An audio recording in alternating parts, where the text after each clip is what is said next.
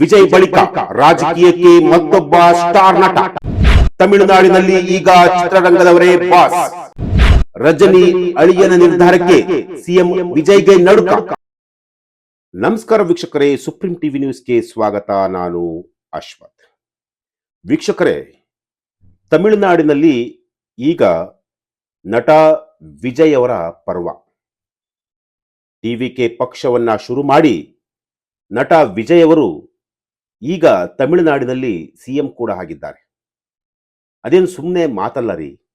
ಯಾಕೆಂದ್ರೆ ಇವತ್ತು ಸಿಎಂ ಆಗಬೇಕು ಅಂತಂತಂದ್ರೆ ಅದಕ್ಕೆ ಅದರದ್ದೇ ಆದಂಥ ಒಂದು ಶಕ್ತಿ, ಅವ್ರದ್ದೇ ಆದಂಥ ಒಂದು ತೂಕ ಎಲ್ಲವೂ ಕೂಡ ಇರಬೇಕು. ವಿಜಯ್ ಅವರು ಅಷ್ಟು ಈಸಿಯಾಗಿ ತಮಿಳುನಾಡಿನ ಸಿಎಂ ಆಗಿಲ್ಲ. ಸುಮಾರು 17 ವರ್ಷಗಳ ಕಾಲ ಅವರು ಕೂಡ ಶ್ರಮ ಪಟ್ಟಿದ್ದಾರೆ. ಆ ಶ್ರಮ ಇವತ್ತು ತಮಿಳುನಾಡಿನಲ್ಲಿ ಗೊತ್ತಾಗ್ತಾ ಇದೆ. ವಿಜಯ್ ಅವರು ಸಿಎಂ ಆಗಲಿಕ್ಕೆ ಅವರ ಶ್ರಮವೇ ಕಾರಣ. ಅಷ್ಟು ಅಭಿಮಾನಿಗಳು ಇದ್ದರೂ ಕೂಡ ಅವರು ತೆಗೆದುಕೊಂಡಂತಹ ಅವಧಿ ಸುಮಾರು 17 ವರ್ಷಗಳ ಕಾಲ. ಆ 17 ವರ್ಷಗಳ ಏನು ಕಷ್ಟಪಟ್ಟಿದ್ರು ಆ ಪ್ರತಿಫಲವೇ, ಆ ಶ್ರಮದ ಒಂದು ಪ್ರತಿಫಲವೇ ಇವತ್ತು ಆ ಜಾಗದಲ್ಲಿ ತಮಿಳುನಾಡಲ್ಲಿ ಸಿಎಂ ಆಗಿರುವಂಥದ್ದು ವಿಜಯ್ ಅವರು. ಈಗ ವಿಜಯ್ ತರನೇ ಮತ್ತೊಬ್ಬ ನಟ, ಮತ್ತೊಬ್ಬ ಸ್ಟಾರ್ ನಟ ರಾಜಕೀಯಕ್ಕೆ ಎಂಟ್ರಿ ಕೊಡ್ತಾ ಇದ್ದಾರೆ. ಅಂದ್ರೆ ರಾಜಕೀಯಕ್ಕೆ ಎಂಟ್ರಿ ಕೊಡುವ ಮಾತುಗಳನ್ನ ಆಡ್ತಾ ಇದ್ದಾರೆ. ಎಸ್, ತಮಿಳುನಾಡಿನಲ್ಲಿ ಈಗ ಚಿತ್ರರಂಗದವರೇ ಬಾಸ್ ಅಂದ್ರೂ ಕೂಡ ತಪ್ಪಾಲಿಕ್ಕಿಲ್ಲ. ಯಾಕೆಂತಂದ್ರೆ ತಮಿಳುನಾಡಲ್ಲಿ ಚಿತ್ರರಂಗದವರೇ ಅತಿ ಹೆಚ್ಚು ಕಾಲ ಅಲ್ಲಿನ ಒಂದು ರಾಜಕೀಯವನ್ನ ಅಥವಾ ರಾಜಕೀಯ ಆಡಳಿತವನ್ನ ನಡೆಸಿದಂತಹ ಒಂದು ಕೀರ್ತಿ ಏನು ಜಯಲಲಿತಾ ಆಗಿರ್ಬೋದು, ವಿಜಯ್ ಆಗಿರ್ಬೋದು, ಸ್ಟಾಲಿನ್ ಮಗ ಆಗಿರ್ಬೋದು, ಎಲ್ಲ ಆಲ್ಮೋಸ್ಟ್ ಆಲ್ ಚಿತ್ರರಂಗದಿಂದ ಬಂದಂಥವ್ರೆ. ಈಗ ರಜನಿಕಾಂತ್ ಅವರ ಅಳಿಯ ಧನುಷ್ ಅವರು ರಾಜಕೀಯಕ್ಕೆ ಬರುವಂತಹ ಒಂದು ನಿರ್ಧಾರವನ್ನ ಮಾಡ್ತಾ ಇದ್ದಾರೆ ಅಂತ ಅನಿಸ್ತಾ ಇದೆ. ಅಂದ್ರೆ ದಕ್ಷಿಣ ಭಾರತದ ಖ್ಯಾತ ನಟ ಧನುಷ್ ಮತ್ತೊಮ್ಮೆ ಈಗ ಸುದ್ದಿ ಆಗಿದ್ದಾರೆ. ಆದರೆ ಈ ಬಾರಿ ಅವರು ಸುದ್ದಿ ಆಗಿರುವಂತಹದ್ದು ಹೊಸ ಸಿನಿಮಾ ಅಥವಾ ರಾಷ್ಟ್ರ ಪ್ರಶಸ್ತಿಯ ಕುರಿತಾದಂತಹ ವಿವಾದದಿಂದಲ್ಲ, ಅಥವಾ ಅವರ ವೈಯಕ್ತಿಕ ವಿಚಾರದಿಂದಲ್ಲ, ಬದಲಾಗಿ ರಾಜಕೀಯ ಪ್ರವೇಶದ ಕುರಿತು ಊಹಾಪೋಹಗಳಿಂದ ಅವರು ಗಮನವನ್ನ ಈಗ ಸೆಳೆದಿದ್ದಾರೆ.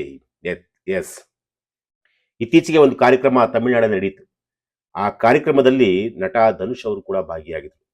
ಅಭಿಮಾನಿಗಳಿಗೆ ಒಂದು ಸಂದೇಶವನ್ನ ಕೊಟ್ಟಿದ್ರು ಆ ಕಾರ್ಯಕ್ರಮದ ಮೂಲಕ. ಸಮಾಜಮುಖಿ ಕೆಲಸಗಳಲ್ಲಿ ನೀವು ತೊಡಗಿಸಿಕೊಳ್ಳುವಂತಹ ಒಂದು ಕೆಲಸವನ್ನ ಮಾಡಬೇಕು, ಹೀಗಂತ ಅವರು ಒಂದು ಕರೆಯನ್ನ ಕೊಡ್ತಾರೆ. ಇದರ ಅರ್ಥ ಏನು ಅಂತ ನಾನು ಮುಂದೆ ಹೇಳ್ತೀನಿ. ಈ ಒಂದು ಮಾತು ಅಥವಾ ಈ ಒಂದು ಕರೆ ಸಾಮಾಜಿಕ ಜಾಲತಾಣಗಳಿದೆ, ಅಂದ್ರೆ ಸೋಷಿಯಲ್ ಮೀಡಿಯಾದಲ್ಲಿ ಹೊಸ ಚರ್ಚೆಗೆ ಈಗ ಕಾರಣವಾಗ್ತಿರುವಂಥದ್ದು.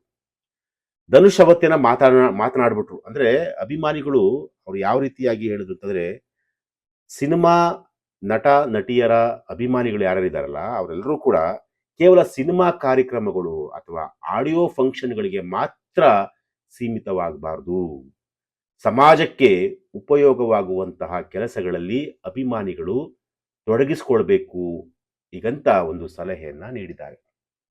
ಜೊತೆಗೆ ನಿಮ್ಮ ಪ್ರದೇಶದ ಅಥವಾ ನಿಮ್ಮ ವಾತಾವರಣ, ನಿಮ್ಮ ಸುತ್ತಮುತ್ತಲಿನ ಪ್ರದೇಶ ಏನಿದೆಯಲ್ಲ, ಅಲ್ಲಿನ ಜನರಿಗೆ ಅಥವಾ ನೆರೆಯ ಕುಟುಂಬಗಳಿಗೆ ಸಾಧ್ಯವಾದಷ್ಟು ನೀವು ಸಹಾಯ ಮಾಡಿ. ಅಂದ್ರೆ ಬರ್ತ್ಡೇ ಬಂತು ಅಥವಾ ಏನಾದ್ರು ಒಂದು ಆಡಿಯೋ ಫಂಕ್ಷನ್ ಅಥವಾ ಒಂದು ಸಿನಿಮಾ ರಿಲೀಸ್ ಆಯಿತು, ಆ ಫಂಕ್ಷನ್ಗಳಿಗೆ ಖರ್ಚು ಮಾಡುವಂತಹ ಹೂವು, ಹಣ್ಣು ಅಥವಾ ಹಾಲು, ಇದನ್ನೆಲ್ಲವನ್ನೂ ಕೂಡ ನೀವು ತುಂಬಾ ಯಥೇಚ್ಛವಾಗಿ ಖರ್ಚು ಮಾಡ್ತೀರಾ. ಅದನ್ನ ಸ್ಟಾಪ್ ಮಾಡಿ. ಅದನ್ನು ಯಾವುದೇ ಕಾರಣಕ್ಕೂ ಮಾಡಕ್ ಹೋಗ್ಬೇಡಿ. ಯಾವ ನಟರಿಗೂ ಕೂಡ ಮಾಡಕ್ ಹೋಗ್ಬೇಡಿ. ನೀವು ಅದನ್ನ ಹೊರತುಪಡಿಸಿ, ಅದನ್ನ ಬಿಟ್ಟು ನೀವು ನಿಮ್ಮ ಅಕ್ಕಪಕ್ಕದಲ್ಲಿ ಕಷ್ಟದಲ್ಲಿರುವವರಿಗೆ ಅಥವಾ ಬೇರೆ ಬೇರೆ ಹಳ್ಳಿಗಳಲ್ಲಿ ಕಷ್ಟದಲ್ಲಿರುವಂಥವ್ರಿಗೆ ನೀವು ನಿಮ್ಮ ಕೈಲಾದಷ್ಟು ಸಹಾಯ ಮಾಡಿ. ಸಮಾಜಕ್ಕಾಗಿ ನೀವು ಮಾಡುವ ಕೆಲಸವೇ ನನಗೆ ನಿಮ್ಮ ಬಗ್ಗೆ ಇನ್ನಷ್ಟು ಹೆಮ್ಮೆ ತರುತ್ತದೆ. ಅಂದ್ರೆ ನೀವು ಸಮಾಜಕ್ಕೆ ಏನು ಕೊಡುಗೆಯನ್ನು ಕೊಡ್ತೀರಾ ಅಥವಾ ಸಮಾಜಕ್ಕೆ ನೊಂದಂಥವ್ರಿಗೆ ನೀವು ಬೆಳಕಾಗ್ತಿರಲ್ಲ, ಆ ಕೆಲಸವೇ ನನಗೆ ಬಹಳಷ್ಟು ಹೆಮ್ಮೆ ತರುತ್ತದೆ ಅಂತಂತೇಳಿ ಅಭಿಮಾನಿಗಳಿಗೆ ಧನುಷ್ ಅವರು ಮನವಿಯನ್ನ ಮಾಡಿಕೊಂಡಿರೋದು. ಈ ಮಾತುಗಳು ಸೋಷಿಯಲ್ ಮೀಡಿಯಾದಲ್ಲಿ ವ್ಯಾಪಕವಾಗಿ ವೈರಲ್ ಆಗುತ್ತೆ. ಧನುಷ್ ಅವರ ಈ ಹೇಳಿಕೆ ಸಾಮಾಜಿಕ ಜಾಲತಾಣಗಳಲ್ಲಿ ರಾಜಕೀಯ ಪ್ರವೇಶದ ಕುರಿತು ಹಲವು ಊಹಾಪೋಹಗಳು ಆರಂಭವಾಗಿರುವಂಥದ್ದು. ಕೆಲವೊಂದಷ್ಟು ಜನ ಏನ್ ಮಾಡಿದ್ದಾರೆ ಅಂತಂದ್ರೆ, ಸಮಾಜಮುಖಿ ಸಂದೇಶದ ಮೂಲಕ ಧನುಷ್ ಅವರು ರಾಜಕೀಯದತ್ತ ಹೆಜ್ಜೆಯನ್ನ ಇಡುವಂತ ಒಂದು ಕೆಲಸವನ್ನ ಮಾಡ್ತಾ ಇದ್ದಾರೆ ಅಂತ ಹೇಳಿ ಕೆಲವರು ಮಾತನಾಡ್ಕೊಳ್ತಾರೆ. ಇನ್ನೂ ಕೆಲವರು ತಮಿಳುನಾಡಿನ ರಾಜಕೀಯದಲ್ಲಿ ಅಗತ್ಯವಿದೆ ಹೊಸ ನಾಯಕತ್ವದ ಅಗತ್ಯವಿದೆ, ಧನುಷ್ ಅವರಂತಹ ವ್ಯಕ್ತಿತ್ವ ಹೊಂದಿರುವಂತಹ ನಟರು ರಾಜಕೀಯಕ್ಕೆ ಬಂದರೆ ಉತ್ತಮ, ಈಗಂತ ಸೋಷಿಯಲ್ ಮೀಡಿಯಾಗಳಲ್ಲಿ ತಮ್ಮದೇ ತಮ್ಮದೇ ಆದಂತಹ ಅಭಿಪ್ರಾಯಗಳನ್ನು ಅವರು ಕೂಡ ವ್ಯಕ್ತಪಡಿಸಿದ್ದಾರೆ. ಆದರೆ ಇವುಗಳಿಗೆಲ್ಲವೂ ಕೂಡ ಊಹಾಪೋಹ ಆದರೆ ಇವೆಲ್ಲವೂ ಕೂಡ ಊಹಾಪೋಹ. ಧನುಷ್ ಈ ಬಗ್ಗೆ ಯಾವುದೇ ರೀತಿಯಾದಂಥ ಅಧಿಕೃತವಾದಂಥ ಒಂದು ಸ್ಪಷ್ಟನೆಯನ್ನು ಕೊಟ್ಟಿಲ್ಲ. ಅಂದರೆ ನಾನು ರಾಜಕೀಯಕ್ಕೆ ಬರ್ತೀನೋ ಬರಲ್ವೋ ಅನ್ನೋದನ್ನು ಅವರೆಲ್ಲೂ ಕೂಡ ತಮ್ಮ ಟ್ವಿಟ್ಟರಲ್ಲಾಗಲಿ ಅಥವಾ ಎಲ್ಲೂ ಕೂಡ ಒಂದು ಸ್ಟೇಟ್ಮೆಂಟನ್ನು ಕೊಟ್ಟಿಲ್ಲ. ಆದರೆ ಸದ್ಯಕ್ಕೇನಪ್ಪ ಅಂತಂದರೆ, ರಜನಿಕಾಂತ್ ಅವರ ಅಳಿಯ ರಾಜಕೀಯಕ್ಕೆ ಬರ್ತಾರೆ ಮುಂದೊಂದು ದಿನ ಅನ್ನೋ ಒಂದಷ್ಟು ವಿಚಾರಗಳು ಈಗ ತಮಿಳುನಾಡಿನಲ್ಲಿ ಚರ್ಚೆ ಆಗ್ತಿರುವಂಥದ್ದು. ರಾಜಕಾರಣಕ್ಕೆ ಬರಬಾರ್ದು ಅಂತ ಏನು ತಪ್ಪೇನಿಲ್ಲ, ಬರಬಾರ್ದು ಅಂತ ಯಾರು ಏನು ಬರೆದಿಲ್ಲ, ಅಥವಾ ನೀವು ಬರಲೇಬಾರ್ದು ಅಂತೇಳಿ ಸಿನಿಮಾದಲ್ಲೇ ಇರಬೇಕು ಅಂತೇಳಿ. ಯಾಕಂದರೆ ವಿಜಯ್ ಅವರು ಬಂದರು, CM ಆದರು. ವಿಜಯ್ ಅವರ ಕೆಪಾಸಿಟಿ, ಅವ್ರದ ಒಂದು ಸ್ಟೈಲ್ ಆಫ್ ವರ್ಕೇ ಬೇರೆ. ರಜನಿಕಾಂತ್ ಅವರ ಅಳಿಯ ಧನುಷ್ ಅವರ ವರ್ಕ್ ಸ್ಟೈಲೇ ಬೇರೆ, ಅವರ ಒಂದು ವ್ಯಕ್ತಿತ್ವನೇ ಬೇರೆ. ಧನುಷ್ ಅವರು ರಾಜಕೀಯಕ್ಕೆ ಬರಬೇಕು, ಯಾಕೆಂತಂದರೆ ಅಂತಹ ಒಬ್ಬ ಸ್ಟಾರ್ ನಟ, ಜೊತೆಗೆ ಒಂದಷ್ಟು ಫ್ಯಾನ್ಸ್ಗಳನ್ನು ಹೊಂದಿರುವಂತಹ ನಟ, ಜೊತೆಗೆ ಅವ್ರ ಮಾವ ರಜನಿಕಾಂತ್ ಅವರು ಇಡೀ ವಿಶ್ವದಾದ್ಯಂತ ಹೆಸರು ಮಾಡಿದಂತಹ ನಟ. ಸೊ ಇವರೆಲ್ಲರೂ ಕೂಡ ತಮಿಳುನಾಡಿನಲ್ಲಿ ಏನು ತನ್ನದೇ ಆದಂತಹ ಒಂದು ರಾಜಕೀಯ ಹಚ್ಚು ಅಥವಾ ಸಿನಿಮಾ ರಂಗದಲ್ಲಿ ತಮ್ಮದೇ ಆದಂತಹ ಒಂದು ರೀತಿಯಲ್ಲಿ ತೊಡಗಿಸ್ಕೊಂಡಿದ್ದಾರೆ. ಅಂದರೆ ಯಾವ ರೀತಿ ಅಂತಂದರೆ, ಸಿನಿಮಾ ರಂಗದಲ್ಲಿ ತಮ್ಮದೇ ಆದಂತಹ ಒಂದು ವ್ಯಕ್ತಿತ್ವವನ್ನು, ಒಂದು ಛಾಪನ್ನು ಮೂಡಿಸಿರುವಂತಹ ವ್ಯಕ್ತಿಗಳು ಇವರೆಲ್ಲರೂ. ಸೊ ಹಾಗಾಗಿ ಧನುಷ್ ಅವರು ರಾಜಕೀಯಕ್ಕೆ ಬರ್ತಾರಾ?